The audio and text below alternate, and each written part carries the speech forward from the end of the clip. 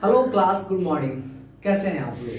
तो बच्चों, आज के क्लास में हम लोग चैप्टर 4 का प्रश्नावली 4.4 का हल करने वाले हैं। मतलब इस अध्याय का ये लास्ट प्रश्नावली है जिसका हम लोग संपूर्ण हल करेंगे। अब ये अध्याय चालू करने से पहले बच्चों हम लोग थोड़ा सा कुछ पहले वाली बातों को जान लेते हैं। मतलब कि इस एक्सरसाइज को चालू करने से पहले हम मूलों की प्रकृति के बारे में आप लोग को याद दिला दूं। याद करिए कि मूलों की प्रकृति के बारे में याद होना बहुत जरूरी है। अगर यह कंसेप्ट याद हो जाता है तो सारे क्वेश्चन बन जाते हैं। ठीक है बच्चों, तो स्वागत है आपका अपना YouTube channel Shailesh sir Siwan में। मैं शैलेश कुमार स्वागत करता हूं सभी विद्यार्थियों के आज की क्लास में। तो बच्चों चलो बिना समय को लॉस किए आज की क्लास स्टार्ट करता हूं। देखते हैं क्वेश्चंस को। देखो बाबू, ध्यान दो। मूलों की प्रकृति जो टॉपिक है, मूलों की प्रकृति। देखिए, मूलों की प्रकृति x बराबर minus b plus minus root d बटे के 2a या माइनस के b plus minus b square minus के 4ac बटे के 2a। ये था फॉर्मूला।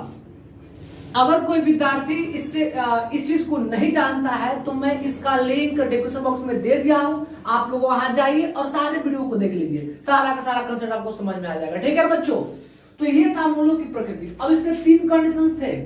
इसके 3 कंडीशन कौन कौन से थे बाबू? याद करिए कि जब d बड़ा हो 0 से तो 2 वास्तविक मूल थे। 2 भिन्न वास्तविक मूल। 2 भिन्न वास्तविक मूल। और नंबर 2, d बराबर जब 0 था तो 2 बराबर क्या बाबू? बराबर वास्तविक मूल। आ रहा समझ में? क्या बोला मैं कि 2 बराबर वास्तविक मूल। और नंबर 3, जब d छोटा हो 0 से तो कोई वास्तविक मूल नहीं।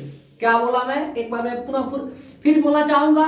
क्या बोला मैं? कि जब d छोटा हो 0 से तो कोई वास्तविक मूल नहीं होगा।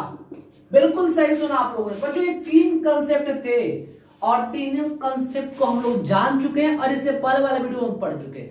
अब हम लोग बिना समय को लॉस किए हुए इस एक्सरसाइज में प्रवेश करेंगे और सॉल्व करेंगे।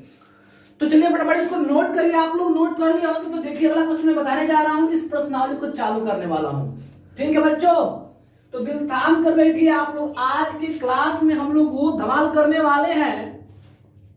मतलब कि मूलों की प्रकृति के बारे में एकदम जंतर से मंतर तक पूरा खत्म कर देंगे। तो बाबू ये एक्सरसाइज 4.4 आपके स्क्रीन बोर्ड पे दिखाई दे रहा है और मेरे हाथ में आपकी किताब दिखाई दे रही है और मैं क्वेश्चन 1 यहां पर लिख रहा हूं। 2x स्क्वायर माइनस के 3x प्लस के 5 इक्वल टू 0। अब आपको करना क्या है? ये कह रहा है बाबू आपके द्विघात समीकरण को मूलों की प्रकृति को ज्ञात कीजिए। यदि मूलों का अस्तित्व है तो उन्हें भी ज्ञात करिए। चलिए बाबू, पहले इसको हम जांच करते हैं कि ससुरा का कोरोना हुआ है कि नहीं हुआ है। अगर इसको कोरोना हुआ है तो आइसोलेशन में डाल देंगे। मतलब कि d बराबर बी स्क्वायर माइनस 4ac पर इसका मान को निकालेंगे। अगर 0 का मान d से छोटा होगा या बड़ा होगा या बराबर होगा, जो भी कंडीशन मिलता है उसके अनुसार चलेंगे। फिर उसके मूलों की प्रकृति को ज्ञात करेंगे। आ रही समझ में बात? बिल्कुल आ रही होगी। तो चलो वो स्टार्ट करते हैं। देखो, अब a बराबर 2, b बराबर माइनस के 3 और c बराबर के 5। तो d बराबर क्या होता है? वो बी स्क्वायर माइनस के 4ac। चलिए b का मान कितना? माइनस के 3 का होल स्क्वायर 4, a का मान 2 और c का मान 5। ये हो जाएगा 9। ये 4 दूना के 8 और 8 5 40। ये हो जाएगा माइनस के 31। मतलब कि माइनस के जो 31 है वो छोटा है 0 से। मतलब कि ये मूलों की प्रकृति नहीं है। लिखेंगे नहीं। क्या लिखेंगे बाबू? नहीं। यह मूलों की प्रकृति नहीं है, मतलब इसका अस्तित्व नहीं है। हम लोग यहीं पर इसको छोड़ देंगे। सेकेंड क्वेश्चन को देखते हैं। सेकेंड क्वेश्चन आपको स्क्रीन बोर्ड पे दिखाई दे रहा होगा। 3x square 4 root 3x plus के 4 इक्वल टू 0। चलिए बाबू इसको भी जांच कर लेते हैं। मतलब कि इसको कोरोना हुआ है बाबू, ठीक है ना? ये जो दिखाई दे रहा है आपको, इसको हम छोड़ दिए। अब इसको जांच करते हैं। देखिए, अब होगा a बराबर 3, b बराबर माइनस के 4 रूट 3 और c बराबर के 4। तो डी बराबर क्या होता है, बी स्क्वायर माइनस के 4ac। जो नए बच्चे मेरे क्लास से जुड़े हुए हैं मैं उनको बता देना चाहूंगा कि बाबू ध्यान रख, डी का मतलब होता है डिस्क्रिमिनेंट, इट मींस विविध कर। क्या बोला मैं, डी मतलब डिस्क्रिमिनेंट, इस मींस विविध कर यानी विवेचक। बी स्क्वायर माइनस के 4ac। बहुआ इस वैल्यू को पुट करिए 4√3 होल स्क्वायर 4 और a का मान बाबू 3, इसका मान हो जाएगा 4। चलिए ये हो जाएगा 4 चौके 16 गुणे के 3 48 हो जाएगा, ए भी हो जाएगा 48, मतलब कि 0, मतलब कि डी बराबर के 0। क्या बाबू, जब डी बराबर 0 तो क्या होता है, 2 बराबर वास्तविक मूल। इट मींस x बराबर, अब हम लोग इसको जांच करेंगे क्योंकि मूलों का अस्तित्व, मूलों का अस्तित्व है। तो चलिए b का मान कितना बाबू, माइनस माइनस से प्लस हो जाएगा 4√3 और प्लस में डी का मान 0 और रूट में 0.2 और a का मान कितना बाबू 3। चलिए ये हो जाएगा डी बराबर सॉरी x बराबर के क्या होगा बबुआ 4√3 प्लस माइनस के छोड़ दीजिए यहाँ पर, यहीं पर उसको छोड़ देते हैं और हो जाएगा 6, 2 दूना 4 2 3 6, x बराबर 2√3/3। तो मैं क्या बोला था आपसे कि 2 बराबर वास्तविक मूल होंगे जब डी बराबर 0 होगा। मतलब कि आप लोग क्या करिएगा बाबू कि इसको ऐसे लिख लीजिएगा, इसको ऐसे लिख लीजिएगा। अगर चाहेंगे तो इसको और भी फॉर्म में लिख सकते हैं, कोई टेंशन नहीं है। अगर 3 को चाहेंगे तो √3 भी ले सकते हैं, लेकिन यहीं पर छोड़ देते हैं। एक बार आप लोग आंसर भी चेक कर लीजिए किस रूप में दे रहा है। अगर जिस रूप में देगा हम उसी रूप में इसको चेंज कर देंगे। मैं बोला था कि इस रूप में देगा, मतलब कि इसको चेंज कर दिया बाबू। ये देखो √3, हम भी इसको चेंज कर देंगे। 3 को क्या लिख सकते हैं, यहाँ पर आ जाओ कोना में, √3 गुणे √3, मतलब पढ़े ना जी कि 3 को हम लोग √3 गुणे √3 लिखा जा सकता है क्योंकि दोनों एक ही जात के और सजातीय है। तो बबुआ ये हो जाएगा √3 गुणे के √3, इसे ही कैंसिल यानी 2/√3। अब यहाँ पर आप काम करिए, इसका 2 बराबर वास्तविक मूल होंगे। चलिए ये 2 बराबर वास्तविक मूल हुए, आंसर हो जाए। आई बात समझ में? तो इस प्रकार से क्वेश्चंस बन रहे हैं, समझ में आ रहा है ना बाबू? अब हम अगला क्वेश्चंस देखते हैं क्या कर रहा है। बिल्कुल मजा आ रहा होगा आप लोगों को, कॉपी कलम लेकर बैठ जाइए बाबू, तभी मजा आएगा आपको। लिखते जाइए उसको, सारे क्वेश्चंस को सॉल्व करते जाइए आप लोग भी साथ साथ मेरे। अब देखिए क्वेश्चन नंबर 2 सॉल्व करते हैं। 2 का फर्स्ट क्या बात है, 2x² दे रहा है kx + k3 = 0, ये दे रहा है। और नंबर 2 दे रहा है kx x - k2 + k6 बराबर के 0। ठीक है, चलिए यही क्वेश्चन है ना बाबू? चलो ध्यान दो, मैं पहला को सॉल्व कर रहा हूं, मैं इसको सॉल्व कर रहा हूं। तो 2x² kx + k3 = 0। अब a बराबर के 2, b बराबर के k और c बराबर के 3। तो d बराबर क्या होता है, b² - के 4ac, b का मान k का होल स्क्वायर 4, a का मान 2 और c का मान 3। k स्क्वायर 4 दूना के 8 3 के 24, क्या बोला मैं 8 3 के 24। अब k स्क्वायर बराबर हो जाएगा 24। अब k का मान जो होगा √24। अब k हो जाएगा प्लस माइनस 2 दूना के 4 दूना के 8 3 के 24, इसमें से बाहर कर लेंगे तो ध्यान दीजिए हो जाएगा प्लस माइनस 2√6, यही होगा k का वैल्यू। आप चेक कर लीजिए आंसर को, प्लस माइनस में दिया है कि नहीं दिया है। चलिए मैं आपके सामने भी चेक कर देता हूं कि कंफ्यूजन दूर ना हो। बिल्कुल दिया है बाबू, एकदम दिया है। ठीक है, तो इस प्रकार से आपका ये आंसर हुआ। अब देखिए ये क्वेश्चन सम कर रहे हैं, ध्यान दो बाबू, थोड़ा इसको यहां से सरकाई लो। अब गुणा करो, kx में x से गुणा करेंगे हो जाएगा kx², बात समझ में आ रही है। और kx में -2 से गुणा करेंगे -2kx + के 6 0, नो चेंजिंग। अब वही करते हैं हम लोग, a बराबर के k, b बराबर के -2k और c बराबर के 6। तो d बराबर क्या होता है, b² - के 4ac, 2k का होल स्क्वायर 4, a का मान k और c का मान 6। ठीक है, अब देखिए बाबू ये हो जाएगा 4k² और 24k।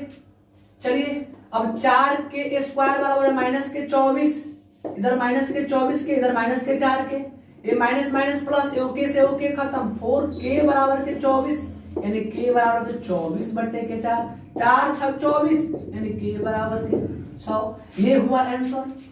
आ रहा समझ में? बिल्कुल आ रहा होगा। तो इस प्रकार से बबुआ एक क्वेश्चन सॉल्व होता है। मुझे पूरा उम्मीद और विश्वास है कि आप लोग मेरे पढ़ाए गए कंसेप्ट को समझ रहे हैं, समझ रहे हैं ना? बिल्कुल। चलिए अब इसको आप लोग नोट करिए, फिर मैं इसको साफ कर देता हूं। चलिए स्क्रीनशॉट ले लीजिए आप लोग। हो गया? चलिए अब मैं इसको क्लीन कर दूं और नेक्स्ट क्वेश्चंस देखते हैं। देखिए बाबू नेक्स्ट क्वेश्चंस क्या है। क्वेश्चन नंबर 3 को देखते हैं। क्या बात है? कह रहा है क्या एक ऐसी आम की बगिया बनाना संभव है? आम का बगीचा समझा है ना, जिसको बारी में कहते हैं भोजपुरी भाषा में बारी, जिसकी लंबाई चौड़ाई से दुगुनी हो। क्या बबुआ? लंबाई जो है चौड़ाई से दुगुनी हो और उसका क्षेत्रफल क्या हो? 800 मीटर स्क्वायर है। तो उसकी लंबाई और चौड़ाई ज्ञात करें। चलिए लिखते हैं, लिखेंगे। माना कि आम की बगिया की चौड़ाई x मीटर तथा लंबाई दुगुना कह रहा है ना। देखिए लंबाई क्या है? चौड़ाई से दुगुना, मतलब कि दुगुना यानी 2x मीटर। तो प्रश्न से लेते हैं इसको।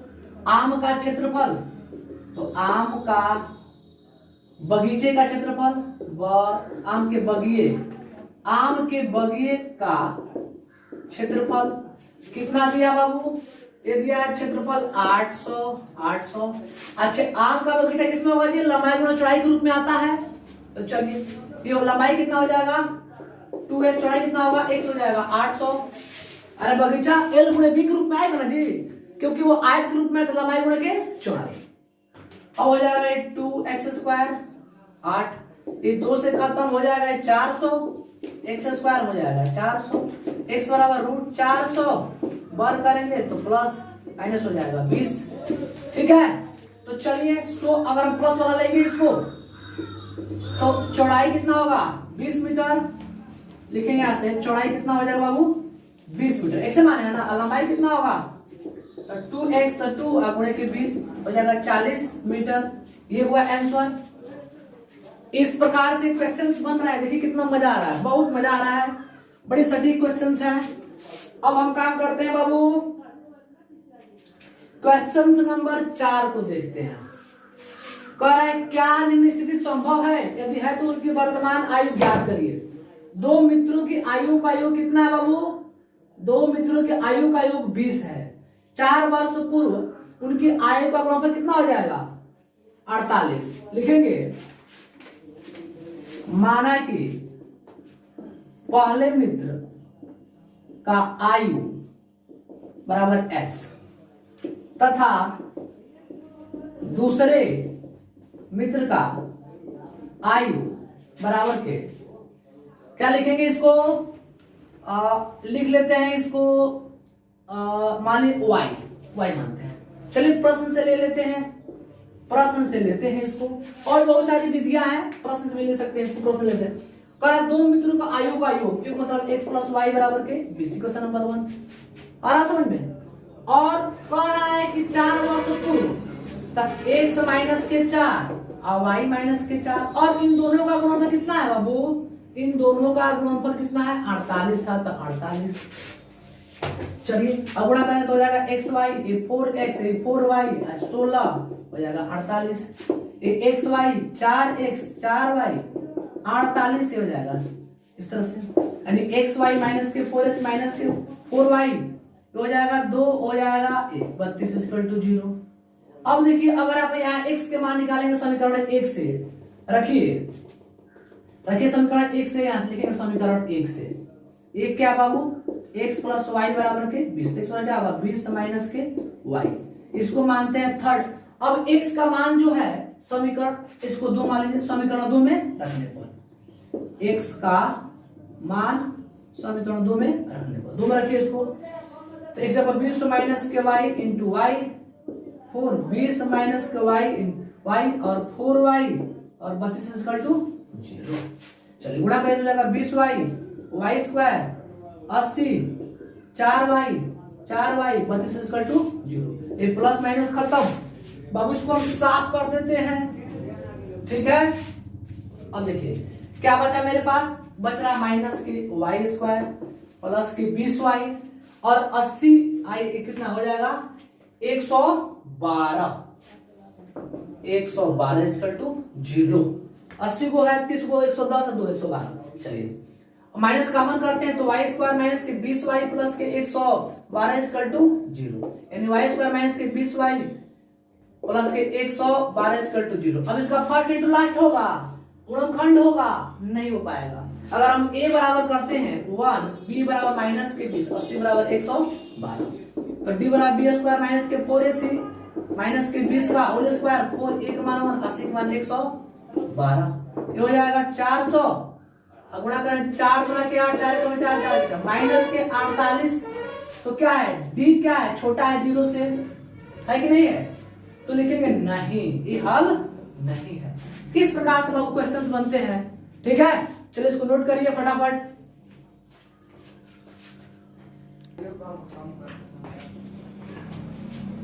तो बच्चों देखो अब ये लास्ट क्वेश्चंस बस आपके जस्ट स्क्रीन बोर्ड पे दिखाई दे रहा है। ये लास्ट क्वेश्चन प्रश्नावली का कह रहा है क्या परिमाप 80 मीटर तथा क्षेत्रफल 400 मीटर स्क्वायर के एक पार्क बनाना संभव है, यदि है तो उसकी लंबाई और चौड़ाई ज्ञात करिए।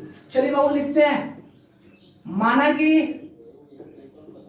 पार्क की लंबाई बराबर x मीटर तथा चौड़ाई y मीटर, तो बबुआ हम प्रश्न से इसको ले रहे हैं। ठीक है ना, कौन है क्या परिमाप, तो परिमाप पार्क का दिया हुआ कितना बाबू, दिया है 80 मीटर और परिमाप का 2 x प्लस के y बराबर के 80, ये खत्म 40 हुआ, यानी x प्लस y बराबर के 40। क्वेश्चन नंबर 1 तथा दे रहा है क्षेत्रफल, क्षेत्रफल कितना है बाबू 400 मीटर स्क्वायर। चलिए 400 मीटर स्क्वायर, तो क्षेत्रफल क्या होता है x इंटू वाई होता है पार का लंबाई गुणा चौड़ाई। अब देखिए ये 400, अब एक काम करिए, अब लिखेंगे इसको समीकरण 1 से, समीकरण 1 से x प्लस वाई बराबर कितना बाबू 400, उधर भेजेंगे तो 400 माइनस के वाई, इसको थर्ड मान लेते हैं और इसको मान लेंगे हम लोग सेकेंड। अब लिखेंगे x का जो मान है, x का मान समीकरण 2 में रखने पर, इसका मतलब हो जाएगा रखने पर, आप वो लिख लीजिएगा, ज्यादा ना सोचिएगा बाबू। x का मान कितना मिला 400 माइनस के y इंटू वाई बराबर के 400, इन हो जाएगा 400 वाई स्क्वायर और हो जाएगा 400, उधर उधर भेजिए इसको, ये हो जाएगा 400 और प्लस के 400 इक्वल टू 0। बाबू इसका फर्स्ट इंटू लास्ट करते हैं तो 20y माइनस के 20y प्लस के 400 इक्वल टू 0 हो जाएगा, दम हो जाएगा। देखिए 20 गुणे 20 400 प्लस में आ जाएगा माइनस के 20 को, और एक सेकेंड क्षेत्रफल कितना दिया था बाबू, हाँ 400, तो 80 40, ओहो यहाँ मिस्टेक हुआ है, ये 40 होगा, ये 40 हो जाएगा, ये 40 होगा, ये भी 40 होगा। अब सही है, अब सही है, ठीक है 40 वाई होगा, थोड़ा सा मिस्टेक हो गया था, 20 20 40 वाई। चलिए वाई का मान करेंगे तो वाई माइनस के 20, अब 20 का मान करेंगे तो वाई माइनस के 20 इक्वल टू 0, इन वाई माइनस 20 एक ठू ये हो गया, वाई माइनस 20 एक ठू ये हो गया बराबर के 0, वाई माइनस 20 बराबर 0 20 और y minus 20 equal to 0, y बराबर 20। तो सो वाई का दो मान मिला 20 और 20, तो सेम टू सेम है बाबू, और वाई का मान जो लिखेगा तो x का मान भी कितना मिलेगा 20, लेकिन सो लिखेंगे हाँ x बराबर के 20 और y बराबर के 20, ये हुआ आंसर। तो ये आपकी प्रश्नावली खत्म हुई बाबू, फिर हम लोग मिलते हैं अगले क्लास में, तब तक के लिए जय हिंद।